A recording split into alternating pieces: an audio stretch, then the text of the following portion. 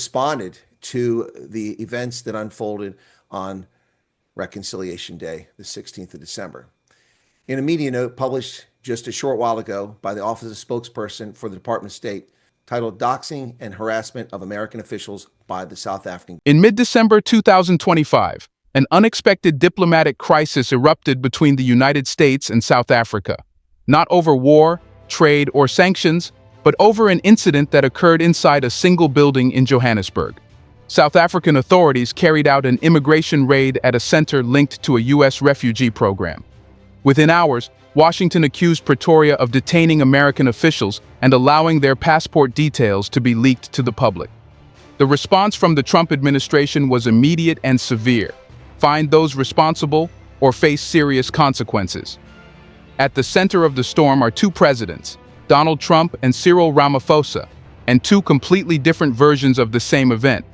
One side calls it harassment, the other calls it law enforcement. What really happened that day? And why has it pushed two nations toward confrontation? Let's find out.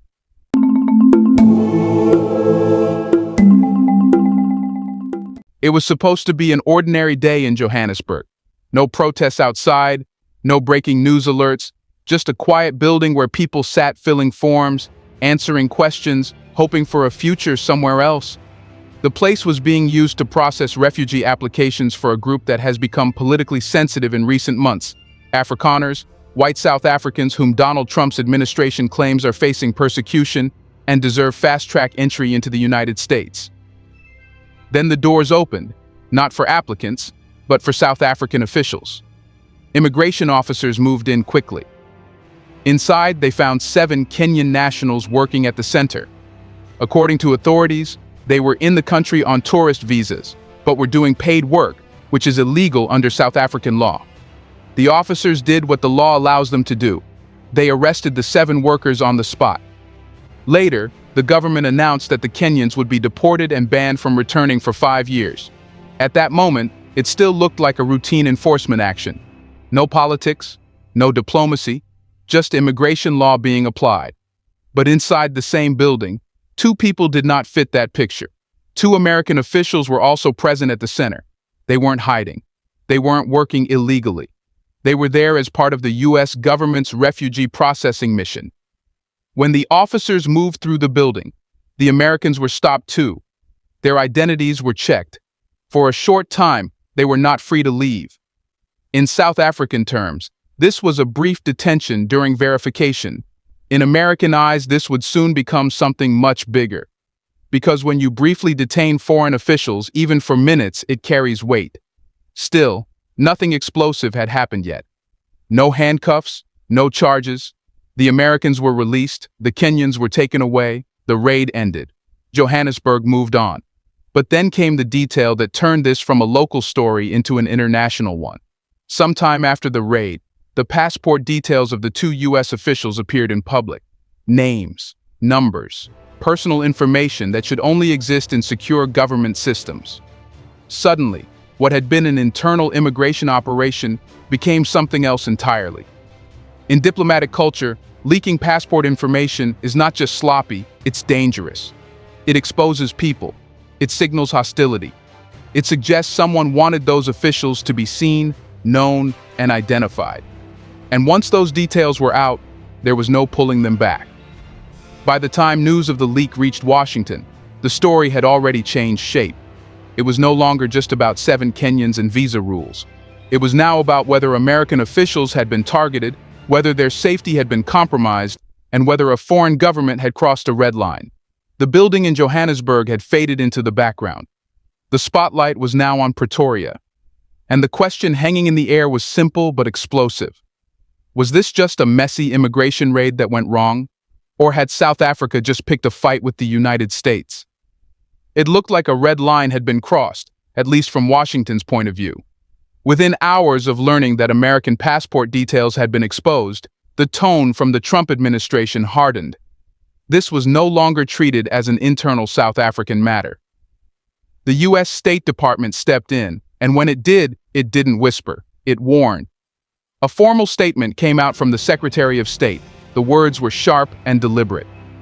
The United States condemned in the strongest terms what it called the detention of U.S. officials who were performing humanitarian duties in Johannesburg. Then came the accusation that changed everything. The public release of their passport information was described as an unacceptable form of harassment that put American officials in harm's way. In diplomatic language, that is as close as it gets to saying, "You have endangered our people." Washington wasn't just angry, it was framing the incident as a security threat. The logic was simple. If identities and passport numbers of U.S. officials can be exposed in public, anyone hostile now knows who they are, where they work, and why they are there.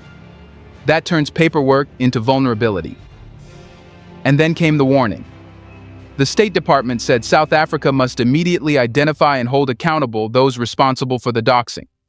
If not, there would be severe consequences. No list was given, no timeline, just the threat itself, heavy, open-ended, and unmistakable. This was Trump-style diplomacy. Pressure first, details later. The message was clearly meant for President Cyril Ramaphosa. Washington wanted action, and it wanted it fast. Not an investigation that drags on. Not statements of regret, accountability, in public. From the U.S. side, the narrative was now set. Their officials were providing humanitarian support to Afrikaners. They were briefly detained. Their personal data was leaked. That, to Washington, amounted to harassment by a foreign state, or at the very least, a failure of that state to protect them. The framing mattered. By calling it harassment instead of a misunderstanding, the U.S. turned the incident into a test of respect. Respect for the American presence, respect for American missions, respect for American power. And when respect is what's at stake, compromise becomes harder. But even as Washington's statement spread across headlines, there was another version of events taking shape in South Africa, a version that sounded far less dramatic, a version that said, no one was targeted, no Americans were arrested, and no government ordered any passport leak. Two sides, one incident, completely different realities, which raises the question that now drives everything forward.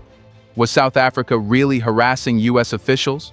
Or was Washington turning a routine law enforcement action into a political showdown? It says this was law, not harassment. That's the line coming from Pretoria. As Washington's warnings echoed across international media, South African officials pushed back, insisting that the raid in Johannesburg was a straightforward immigration operation, nothing more. Their version starts and ends with the 7 Kenyans. According to South African authorities, those workers were in the country on tourist visas, which strictly forbid paid employment.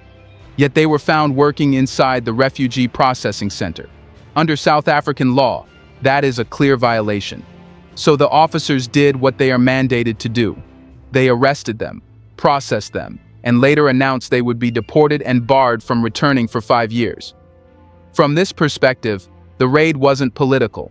It wasn't anti-American. It was about enforcing visa rules. Then comes the issue of the Americans.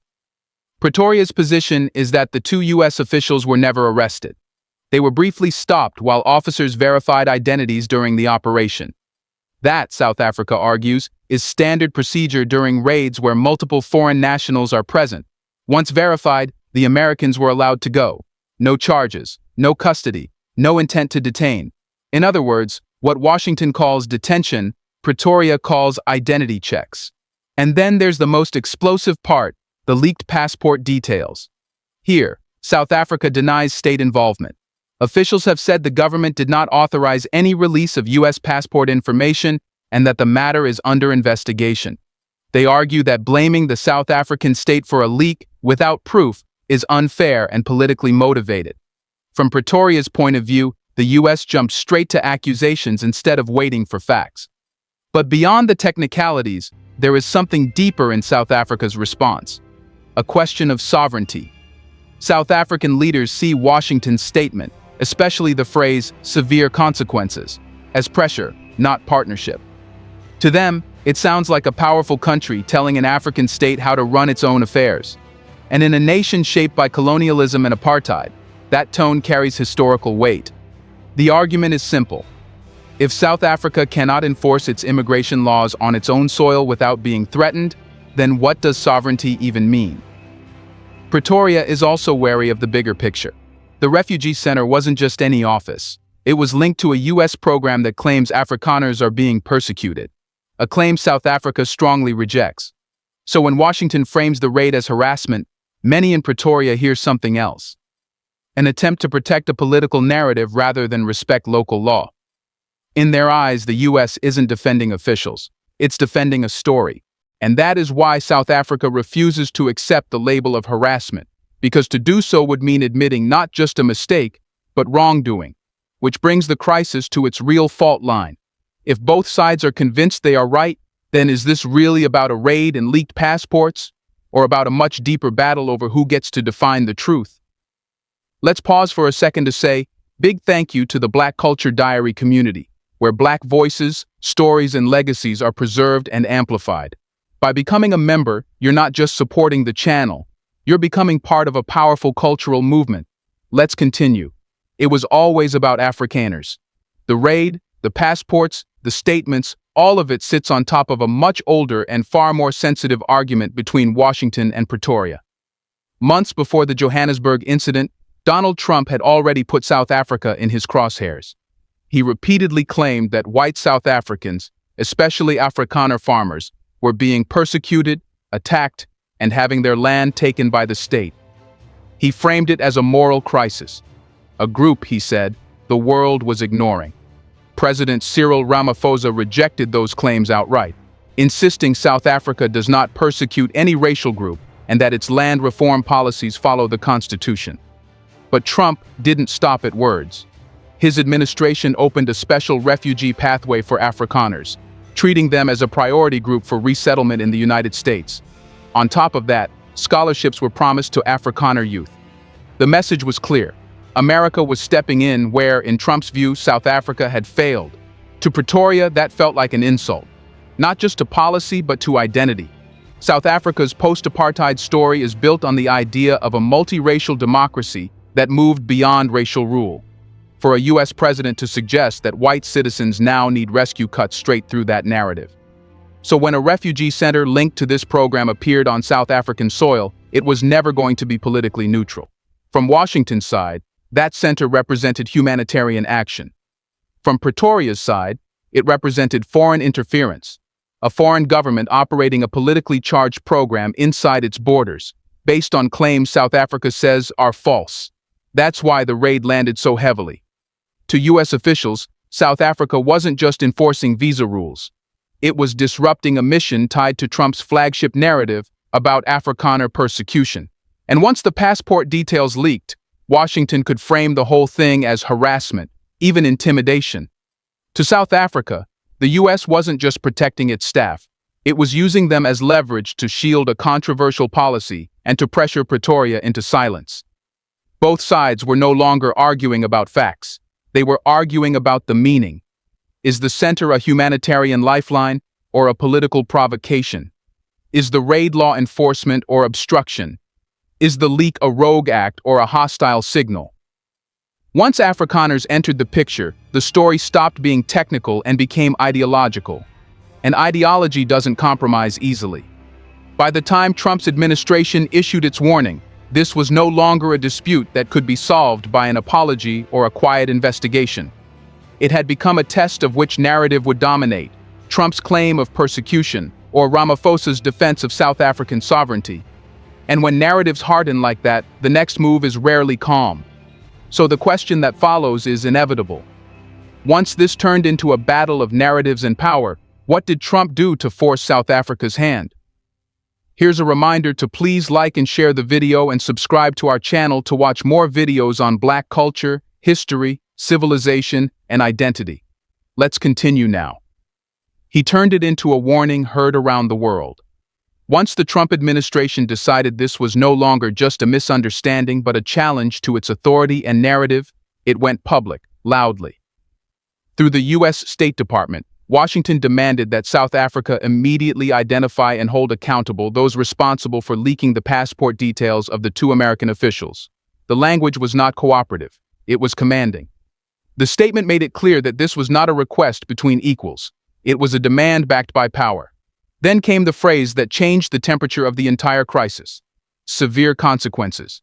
No one in Pretoria was told exactly what those consequences would be, and that was the point. In diplomacy, vague threats are often more powerful than specific ones. They leave room for imagination, sanctions, visa bans, aid cuts, trade pressure, and diplomatic isolation. South Africa was left to guess how far Washington might go. This was Trump's style. Keep the other side uncertain, on edge, always calculating. By doing this in public, the administration also raised the stakes for President Ramaphosa. Any response now wouldn't just be about solving a problem, it would be about national pride. Back down too easily, and it looks like submission. Push back too hard, and it risks escalation with the world's most powerful state. South Africa did push back, carefully. Pretoria reiterated that it was enforcing immigration law, not targeting Americans. It denied authorizing any passport leak and said investigations were ongoing. In other words, it refused to accept guilt while still signaling it would look into the matter. But Washington wasn't satisfied with words. It wanted visible action. Names, arrests, accountability. The issue was no longer about what actually happened in Johannesburg. It was about whether South Africa would respond the way Washington wanted. And this pressure didn't come in isolation. Relations between the two countries had already been souring. Trump had accused South Africa of persecuting Afrikaners. The U.S. had taken diplomatic steps that Pretoria saw as hostile. Trust was already thin. The passport incident just became the spark in a room full of gas. By threatening consequences, Trump wasn't just defending two officials. He was sending a broader message. When U.S. missions are touched, intentionally or not, America expects obedience, not debate. To many in South Africa, and across Africa, that message sounded familiar. It echoed a long history where powerful countries enforced their will through pressure, not partnership. So now the crisis has moved beyond facts and into posture. Would South Africa bend to show cooperation, or would it stand firm to defend its sovereignty? Because at this stage, the dispute had reached a point where any move, action, or inaction would be interpreted as a political statement, which leads straight to the final question. With pressure building and pride on the line, does this standoff end in quiet diplomacy, or in a deeper rupture between Washington and Pretoria? It ends at the point where power meets sovereignty. That is where this crisis now lives. Not in the corridors of that building in Johannesburg, not in the passports that were leaked, but in the space between two governments refusing to let the other define the story. For Washington, this is about protecting its people and asserting that U.S. officials cannot be touched, delayed, or exposed anywhere in the world without consequences. Trump's administration has framed it as a matter of safety and respect. In that frame, backing down would look like weakness, like accepting that American missions can be interfered with on foreign soil. For Pretoria, this is about something just as fundamental: the right to enforce its own laws without being threatened. South Africa is saying in effect that no country, not even the United States, gets special immunity from its immigration rules. To concede too much would mean admitting that sovereignty bends when enough pressure is applied. That is why neither side can easily step back. If South Africa aggressively hunts down scapegoats to satisfy Washington, it risks appearing bullied. If it refuses to move fast enough, it risks triggering the severe consequences Trump has warned about. Either way, the decision will be read far beyond Washington and Pretoria. Other African states are watching. They know this isn't just about South Africa. It's about how much room African governments really have when their actions collide with U.S. interests. At the same time, the U.S. is also being tested. Can it enforce its warnings without pushing a major African partner further away? Or will pressure only accelerate the drift of countries that already feel the global order treats them as junior players? Because once trust breaks, it rarely returns quickly. What makes this moment dangerous is that both sides believe they are defending principles. The U.S. says it is defending the safety of its officials. South Africa says it is defending the rule of law. But when principles clash, compromise becomes politically costly. So the likely outcome is not a dramatic showdown tomorrow. It's a slow hardening, cooler meetings, fewer favors, more suspicion. Every future interaction is colored by this memory. 2 passports, 1 raid, and a relationship that may never feel the same again. In the end, this crisis will be remembered less for who leaked what and more for what it revealed. That even in a world of treaties and polite language, power still speaks loudly, and sovereignty still fights to be heard. And that leaves us with the question that will define what comes next. Will this moment fade into another quiet diplomatic dispute?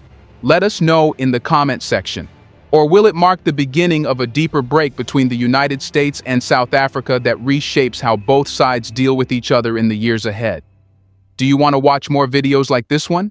If so, subscribe to our channel and press the bell icon next to it.